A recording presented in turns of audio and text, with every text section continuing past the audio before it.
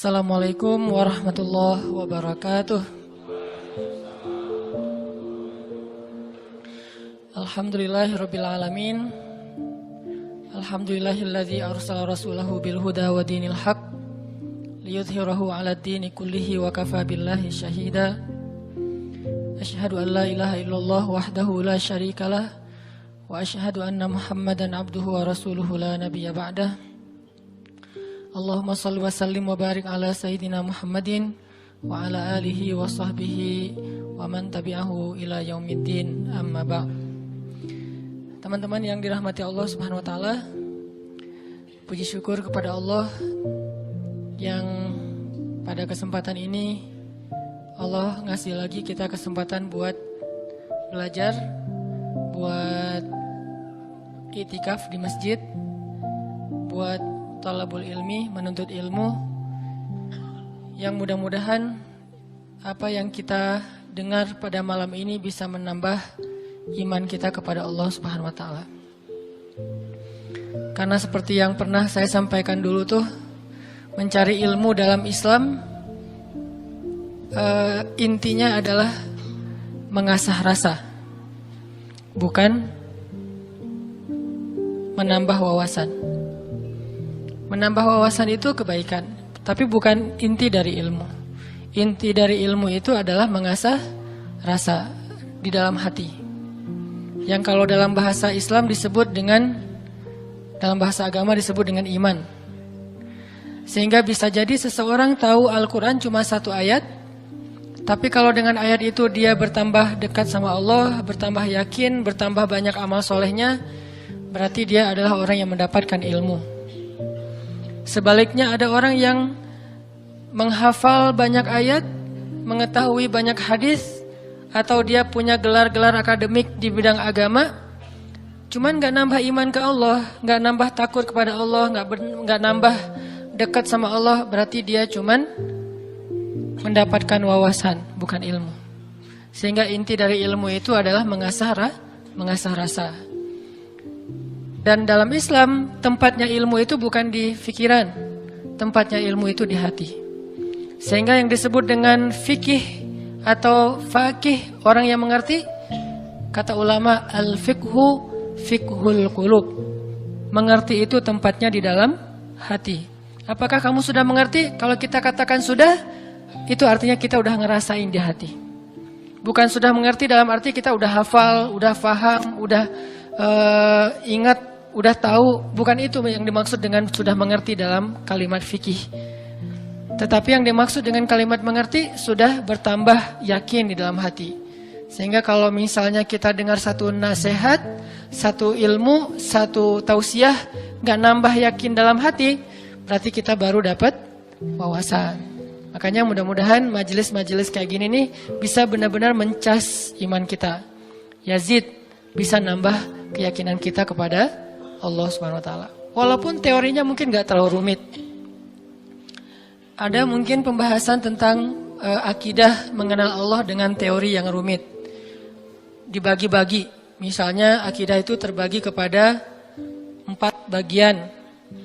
Ada istilah rububiyah, ada istilah uluhiyah, ada istilah asma, ada istilah sifat. Ini teori akidah. Tapi setelah membahas semua teori akidah ini, terus dia gak makin yakin sama Allah, kalau ada masalah diserahin sama Allah, berarti dia baru dapat wawasan, belum dapat ilmu. Ada orang yang gak ngerti istilah rububiyah, gak ngerti istilah uluhiyah, asma, sifat, dan seterusnya. Tapi kalau lagi ada masalah dia bilang, tenang aja ada Allah, dia dapat ilmu. Jadi kita jangan terlalu rumit dengan istilah, tapi berusaha untuk merasakan semua kebaikan-kebaikan dalam ilmu itu di dalam hati kita. Lagian kan kita nggak pengen belajar untuk dapat gelar akademis sebagai seorang LC, MA, doktor ya. Kan kita belajar pengen memperbaiki diri. Sederhana. Dan kita juga tidak belajar agama untuk menjudge orang lain, untuk menghakimi orang lain, untuk jadi bahan debat di sosial media. Kita belajar murni untuk memperbaiki diri karena kita sadar bahwa diri kita belum sempurna. Mudah-mudahan malam ini kita dapat apa yang kita cari. Terus makasih untuk kesekian kalinya buat teman-teman yang selalu hadir, yang istiqomah, yang bahkan diam-diam banyak yang datang dari tempat-tempat yang jauh, yang diam-diam banyak yang sudah berkorban untuk bisa hadir dalam majelis ilmu ini, yang mungkin udah berusaha semaksimal mungkin untuk hadir lebih awal, tapi ternyata qadarullah tetap nggak dapat tempat di dalam, harus tetap di luar. Maka mudah-mudahan Allah Maha tahu apa yang sudah teman-teman perjuangkan. Dan saya selalu nge-mention tentang anak muda Bandung kemanapun saya pergi, bahwa memang syiar teman-teman di Bandung ini udah tersebar di seluruh Indonesia. Bahkan mudah-mudahan udah tersebar di luar Indonesia, bahwa semangat hijrah anak-anak muda Bandung ditiru oleh anak-anak muda di tempat-tempat yang lain insya Allah. Sehingga kita dapat pahala dari kebaikan yang ditiru itu. Waja'alna lil muttaqina imama, jadikanlah kami imam, teladan dalam ketakwaan. Jadi imam di sini bukan suami. Kalau itu masih lama kali ya. Imam di sini adalah teladan. Belum ada tanda-tandanya soalnya. Baik teman-teman, malam ini kita akan bahas tema plesetan dari salah satu grup band pada masanya. Yang tahu ini berarti usianya sekian. Saya juga nggak tahu karena masih muda. Nggak gaul makanya nggak tahu. Kalau nggak salah namanya Lamb of God ya. Jadi diplesetin jadi Mud of God. Tentang apa itu? Tentang, ini kalau yang plesetannya ya, tentang gimana kita belajar memahami maunya Allah. Gimana kita belajar mengerti apa yang Allah kehendaki di dalam satu peristiwa kalau kita ngalamin sesuatu. Karena kalau kita nggak ngerti maunya Allah, nggak ngerti apa kehendak Allah di dalam apa yang kita alamin, kita jadi gampang putus asa. Kita jadi kadang-kadang malah berburuk sangka kepada Allah. Kalau udah berburuk sangka kepada Allah, pasti kita akan mengambil jalan-jalan yang harusnya kita hindari. Nah, kita belajar nih memahami Allah kayak gimana sih maunya. Dan orang yang dekat sama Allah ngerti banget yang gini-gini nih. Kita pengen belajar kayak gitu juga. Kan ada orang, sebutlah kita ya sama teman. Kita tuh udah dekat sama dia dari SD, kita udah barengan. Sama-sama SD tapi beda SD-nya. Nggak lucu ya. Nggak ketawa gitu. Dari SD udah barengan, SMP barengan, SMA barengan, kuliah barengan, nikah sendiri-sendiri. Nah, udah dari dulu tuh kita udah kenal banget sama dia. Jadi kan kita udah punya feel ya. Udah ngerti banget lah, udah peka banget dia kayak gini, dia kayak gitu, dia lagi sedih, dia lagi marah, dia tersinggung. Kita udah ngerti banget nih. Begitu dia ngomong satu kata, kita langsung ngerti. Misalnya dia ngomong apa gitu, oh berarti dia lagi gak enak hati nih. Dia WA aja nih. Di WA kalau dia bilang aku berarti lagi santai. Kalau dia bilang saya berarti dia lagi kayak ada masalah nih sama kita. Ya udah nanti saya tunggu di mana gitu. Oh, kayaknya ada salah nih. Jadi kita peka karena kita ngerti dia. Terus ada apa yang kita lakuin tuh kita ngelakukan sesuai dengan, karena kita empati ya. Kita ngelakuinnya sesuai dengan apa yang nyaman buat dia. Terus kalau dia misalnya ngelakuin sesuatu, kita ngerti kenapa dia melakukan itu. Nggak sampai seseorang suuzon. Kenapa ada orang suuzon sama dia? Karena nggak ngerti sama dia. Kenapa ada orang yang salah sangka? Karena nggak ngerti. Gitu juga kita ke Allah. Sahabat Nabi itu sangat mengerti Allah kayak gimana, Rasul kayak gimana. Sehingga ketika turun ayat Al-Quran, mereka bukan cuma ngerti teks atau makna dari ayat secara tekstual, tapi mereka juga ngerti pesan di balik ayat itu. Ini berarti kita udah berusaha untuk berpikir dengan apa maunya Allah. Kalau bahasa agama dengan logika Rabbaniyah, bukan dengan logika ilmiah, tapi Rabbaniyah, berpikir dengan logika Allah, bukan dengan logika kita doang. Contoh teman-teman, ketika turun ayat salah satu ayat terakhir yang turun kepada Nabi di Al-Maidah. Al-yawma akmaltu lakum dinakum wa atmamtu alaikum ni'mati wa raditu lakumul Islam dinan. Hari ini telah aku sempurnakan untuk kalian nikmatku, singkatnya, dan aku ridhoi Islam sebagai agama bagi kalian.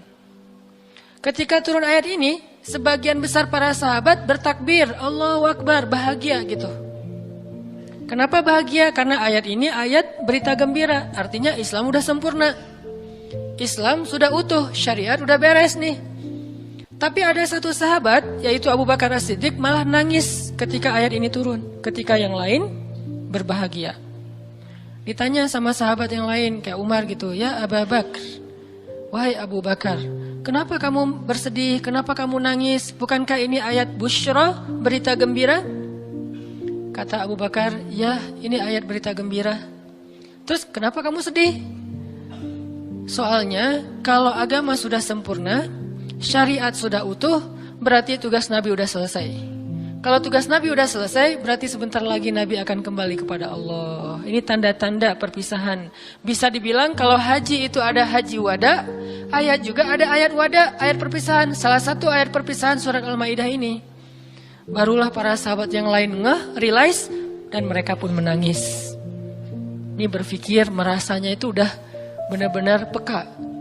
Kalau bahasa kemanusianya empati gitu. Kayak saya pernah jalan sama istri.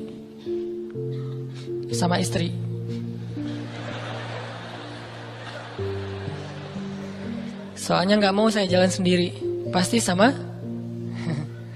jalan sama istri. Terus diajak sama temen makan seafood, ikan panggang. Istri saya tuh udah tahu kalau saya nggak biasa dan nggak masuk nih kalau makan ikan panggang. Paling mentoknya ikan goreng atau ikan di asam pedas gitu ya, garang asam. Tapi kalau yang panggang nggak masuk. Diajak sama teman saya, Ustadz ada ikan panggang enak banget nih, seafood, bener-bener makannya di samping laut. Saya kan nggak enak nolak undangan ya. Oh ya boleh. Istri saya langsung lirik-lirik. Dan dia nanya, ada yang digoreng nggak? Kenapa dia bisa langsung ngomong gitu? Kan tahu kan jawabannya? Nah, ada nggak yang ngerasain kita kayak gitu kalau lagi jalan? Belum ya? Duh, maaf ya salah ngomong. Yang empati sama kita, yang ngerti banget kita maunya apa, nggak sukanya apa, dia langsung ngerti, langsung minta ikan goreng. Karena saya tahu saya nggak bisa makan ikan panggang. Atau ada yang ngajak makan kayak ada terasinya, ada jengkolnya. Ini enak banget nih, segala macam promo gitu. Saya diem aja. Kan nggak mungkin saya bilang saya nggak suka jengkol, nggak suka terasi. Ternyata menu favorit restoran itu justru jengkol sama terasi. Istri saya langsung mesen apa gitu. Ada telur goreng misalnya. Ini artinya udah ngerti dan berpikir, merasa dengan cara empati tadi, peka. Bisa nggak kita ke Allah kayak gitu? Sehingga ketika Allah memberi kita satu hal yang kita sebut musibah, kita sebut kayak ujian, karena kita mengerti Allah, akhirnya kita tahu harus kayak gimana. Akhirnya kita tahu gimana maunya Allah, apa yang ada di balik suatu peristiwa yang kita alamin. Ini penting teman-teman. Kenapa? Biar kita bisa belajar sabar, belajar husnuzon, dan survive dalam satu masalah. Menggunakan logika Allah. Nah, untuk itu kita coba angkat satu kisah di dalam Al-Quran yang menjelaskan tentang matematikanya Allah ini, ada di dalam surat Al-Anfal. Coba teman-teman buka surat ke-8, surat Al-Anfal. Kita tilawah beberapa ayat pertama. Kita lihat nih logika Allah ketika kayak bentrok dengan logika hambanya. Yaitu surat Al-Anfal ayat 5. Kita baca ayat 5 sampai ayat 8. Ini salah satu peristiwa ketika logika Allah kayak bentrok dengan logika manusia. Kepengennya Allah beda sama kepengennya hamba. Terus apa yang dilakukan hamba itu? Terus apa hasil setelah itu? Kita coba baca ayat 5 sampai ayat 8. A'udzu billahi minasy syaithanir rajim. Silakan.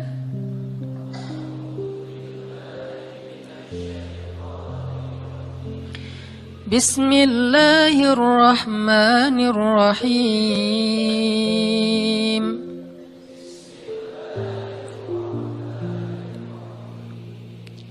Kama akhrajaka rabbuka min baitika bil haqq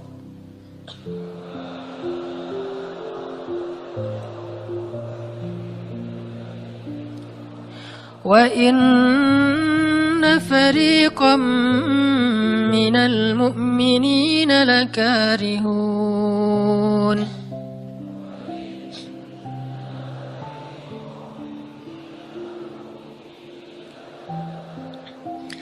يجادلونك في الحق بعدما تبين كأنما يساقون إلى الموت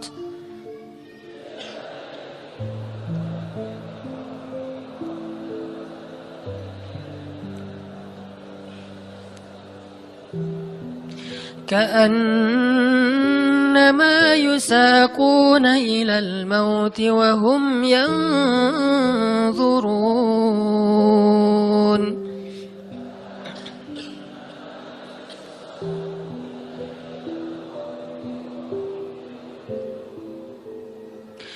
وإذ يعدكم الله إحدى الطائفتين أنها لكم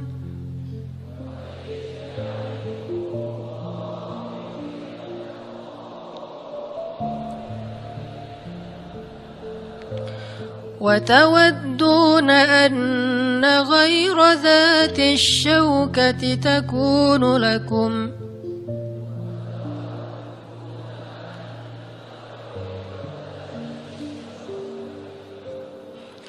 ويريد الله أن يحق الحق بكلماته ويقطع دابر الكافرين.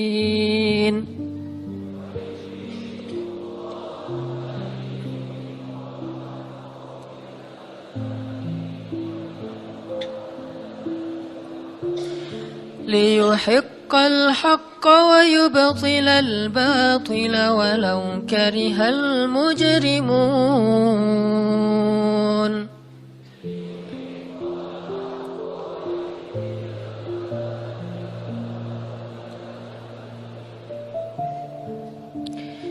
Yaitu sebagaimana Tuhan kalian telah menyuruh kalian untuk pergi dari rumah kalian dengan sebenar-benarnya. Meskipun sesungguhnya sebagian dari orang-orang yang beriman itu tidak menyukainya. Mereka membantahmu wahai Muhammad tentang kebenaran setelah nyata bahwa mereka pasti akan menang. Seakan-akan mereka dihalau kepada kematian sedang mereka melihat sebab-sebab kematian itu. Dan ingatlah ketika Allah menjanjikan kepada kalian bahwa salah satu dari dua golongan yang kalian hadapi adalah untuk kalian, sedangkan kalian menginginkan golongan yang tidak memiliki senjatalah untuk kalian. Tetapi Allah hendak membenarkan yang benar dengan ayat-ayatnya dan memusnahkan orang-orang yang menentang sampai ke akar-akarnya, agar Allah memperkuat yang hak itu Islam dan menghilangkan yang batil atau kemusyrikan, walaupun orang-orang yang berdosa itu tidak menyukainya. Shadaqallahul azim. Ngerti teman-teman? Agak kurang jelas ya. Kenapa kurang jelas? Karena kita mungkin sebagian belum membaca kisah yang ada di dalam ayat ini. Salah satu tips paling gampang kalau kita pengen ngerti ayat Al-Quran, baca dulu sejarah yang berkaitan dengan ayat itu. Kalau dalam ilmu tafsir itu disebut dengan asbabun nuzul, peristiwa-peristiwa yang menyebabkan turunnya ayat tersebut. Contohnya surat Al-Anfal. Kalau teman-teman pengen ngerti surat Al-Anfal, coba sebelum baca surat Al-Anfal, baca dulu peristiwa Perang Badar secara lengkap. Nanti di buku sejarah tuh ada perang Badar, cari yang paling tebal biar nanti pas kita baca detail, banyak hal-hal kecil yang kita jadi ketahuan. Baca peristiwa perang Badar, setelah berkali-kali baca udah ngerti banget, kayak nonton film berkali-kali sampai hafal. Setelah itu coba baca surat Al-Anfal. Pasti beda. Seolah-olah kita ngalamin ketika ayat itu turun. Itulah bedanya sahabat sama kita. Mereka lebih mengerti Al-Quran karena mereka ngalamin. Nah, kita kan cuma membaca teks sejarah, tidak mengalami. Tapi kalau kita baca sejarah berkali-kali lalu baca Al-Anfal, itu akan lebih berasa. Itu yang saya alami. Nah, termasuk ayat yang tadi kita baca. Apa sih yang terjadi sampai turun ayat kayak gini? Yang terjadi dulu di tahun kedua setelah Nabi hijrah ke Madinah, orang-orang Mekah yang dipimpin oleh Abu Sufyan mau berdagang ke Syam. Apa yang mereka bawa dalam karavan dagang? Harta-harta orang Islam yang dirampas ketika orang Islam hijrah ke Madinah. Jadi kayak misalnya Abu Bakar hijrah ke Madinah, harta Abu Bakar yang ditinggalin di Mekah itu dirampas sama Abu Sufyan. Terus ada Suhaib bin Amr Ar-Rumi hijrah ke Madinah, semua harta yang ditinggalkan di Mekah, pasarnya, ladangnya, ternak-ternaknya diambil oleh Abu Sufyan lalu didagangkan ke Syam. Nah, setelah 2 tahun kaum muslimin berada di Madinah, dapat kabar nih kalau Abu Sufyan dan karavan dagangnya baru pulang dari Syam membawa keuntungan hasil dagang harta kaum muslimin yang dirampas di Mekah. Berarti yang dibawa oleh Abu Sufyan harta siapa? Harta kaum muslimin ya, harta sahabat. Sehingga Nabi mengatakan, mari kita cegat Abu Sufyan yang ngelewatin jalur dekat kota Madinah, karena memang itu jalur lintas antar negara. Mari kita cegat Abu Sufyan dan kita ambil kembali hak kita. Itu tawaran Nabi kepada orang-orang Muhajirin. Makanya bisa dibilang perang Badar ini perang khusus buat orang Muhajirin. Orang Ansor nggak boleh ikut. Karena awalnya juga pengen ngambil harta orang Muhajirin. Itu skenario awal. Mencegat karavan dagang untuk mengambil kembali hak mereka. Yang namanya karavan dagang kan nggak banyak pengawal. Beda dengan pasukan perang. Paling-paling pengawalnya 10-20 dibandingkan sahabat yang 300 orang, ini kecil. Sedangkan keuntungannya kalau berhasil mencegat besar. Jadi tantangannya, resikonya kecil, keuntungannya besar. Ini skenario awal. Sehingga para sahabat semangat. Udah 2 tahun kita kelaparan, udah 2 tahun kita nggak punya apa-apa, bergantung kepada orang Ansor, nggak enak sama orang Ansor. Masa makan terus di rumah orang? Nah sekarang kebetulan harta kita lewat nih, ya udah kita rampas lagi. Itu skenario awal. Udah siap-siap nih, udah siap-siap mau berangkat jalan. Tengah jalan, Abu Sufyan dapat berita, kan pakai mata-mata gitu, dapat berita bahwa kaum muslimin mau mencegat. Akhirnya Abu Sufyan langsung nelpon Abu Jahal. Jahal gitu. Nelpon Abu Jahal. Dan sinyalnya bagus lagi waktu itu. Langsung telepon. Gak putus-putus. Kita mau dicegat nih. Coba kamu kirim pasukan untuk melindungi karavan dagang. Soalnya harta yang kami bawa juga ada hak kamu di situ. Jadi diiming-imingi. Abu Jahal pun kemudian mengumpulkan orang-orang Mekah sebanyak kurang lebih 1000 orang untuk mengawal karavan dagangnya Abu Sufyan.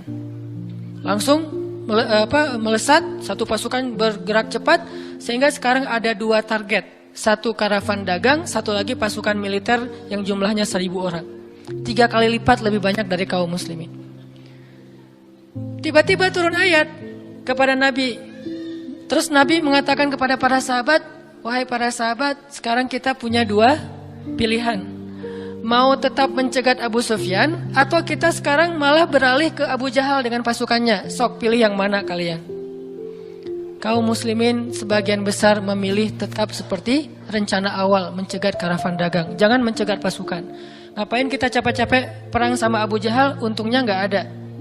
Terus pasukannya lebih banyak, resikonya lebih besar. Dan mereka terlatih, kita sipil yang dipersenjatai seadanya. Mending kita tetap kepada Abu Sufyan, untungnya besar, resikonya kecil, dan sama-sama sipil. Tapi ternyata ketika disuruh pilih kayak gitu, kaum muslimin udah memilih pilihan mereka, Allah memilih pilihan Allah. Kata Allah, enggak, aku memilih kalian menghadapi Abu Jahal. Berat gak sih kayak gitu? Ini matematika Allah, hitung-hitungannya Allah nih. Logika Allah. Kadang hidup kita kayak gitu banget teman-teman. Kita pengen kuliahnya ini, ternyata yang lulusnya bagian ini. Saya dulu pengen kedokteran, tapi lulusnya malah ke Mesir. Ya alhamdulillah, karena nilai eksatnya jelek. Ya udahlah ke Mesir aja. Dan ke Mesir juga dulu niatnya bukan mau kuliah, mau main. Wah bagus juga kan dulu ada Dunia dan Berita suka perkiraan cuaca gitu kan, internasional. Kairo hujan gitu. Wah Kairo, pengen kuliah ke luar negeri. Artinya bukan pengennya saya ke Kairo, tapi Allah menghendaki kayak gitu. Bukan pengennya saya menikah, Allah yang menginginkan. Saya pengennya dari dulu, bukan waktu itu. Jadi bukan pengennya saya menunda pernikahan ya. Pengennya mah 17 tahun nikah wilah. Lulus SMA atau belum lulus mah nikah. Tapi pengennya Allah usia 22 tahun. Ada yang 32 tahun. Ada yang 42 tahun. Ada yang masih betah sendiri. Nah pengennya kita mah udah mau nikah nih sekarang nih. Tapi pengennya Allah, jangan, kamu jaga ibu dulu. Pengennya kita kerjanya kayak gini nih, usaha. Tapi takdirnya Allah jadi misalnya masuk ke pegawai negeri. Atau sebaliknya, pengennya pegawai negeri malah jadi pengusaha. Dan seterusnya. Ada lulusan sains tapi usahanya di wisata kuliner. Di usaha kuliner. Ada yang kayak gitu. Ada teman saya lulus ITB planologi, tata kota. Tapi usaha kuliner. Tapi alhamdulillah dan sukses. Jadi kadang-kadang kepengennya kita sama Allah itu suka bentrok. Dalam kondisi kayak gitu apa yang harus kita lakukan? Termasuk kepengennya kita nggak punya anak dulu, tapi nggak tahu gimana caranya tiba-tiba punya anak misalnya. Masih nggak tahu lagi gimana caranya ya. Kan ada tuh udah nikah, kita jangan punya anak dulu ya, karir dulu ya aja, tapi ternyata nggak ada ikhtiar, pasrah ya gitu ya, akhirnya punya anak misalnya. Kan bukan kepengennya kita. Atau pengen punya anak tapi belum punya aja, udah 15 tahun menikah belum punya anak. Kayak Nabi Zakaria, gimana nih? Ketika apa yang kita inginkan dengan apa yang Allah inginkan, kesannya bentrok. Itulah yang terjadi kepada kaum muslimin dalam perang Badar. Mereka pengen Abu Sufyan, Allah pengen Abu Jahal. Sehingga Allah katakan di ayat 5-nya, wa inna fariqam minal mu'minin lakarihun. Walaupun sebagian orang-orang yang beriman itu karihun, gak suka. Sehingga pada diam-diam mereka sebetulnya ngeluh gitu. Kenapa ya jadi berubah gini, tahu gini dari awal gitu kan ya. Mulai desas-desus di antara kaum muslimin. Karihun, tidak suka dengan pilihan ini, gak suka dengan tawaran ini. Inilah yang terjadi. Dan kita kadang-kadang juga karihun dengan kehendak Allah. Karihun, kenapa sih harus kayak gini? Kenapa sih saya hidupnya gini-gini amat? Kenapa saya yang diperlakukan kayak gini? Kenapa? Dulu ada satu tips, katakan saja la'allahu khair. Ya mudah-mudahan ada kebaikan di sini. Yang penting saya udah ikhtiar, jadinya kayak gini, ya udah jalanin aja. Saya udah ikhtiar, jadinya sama dia, ya udah jalanin aja. Mudah-mudahan la'allahu khair. Nah ini kita coba nanti lanjutkan lagi kisah perang Badar. Terus kita coba lihat hubungannya dengan hidup kita tuh kayak gimana. Mudah-mudahan kita bisa tahu apa yang harus kita lakukan kalau keinginan kita dan keinginan Allah kadang-kadang seperti bentrok. Kita sholat isya dulu ya.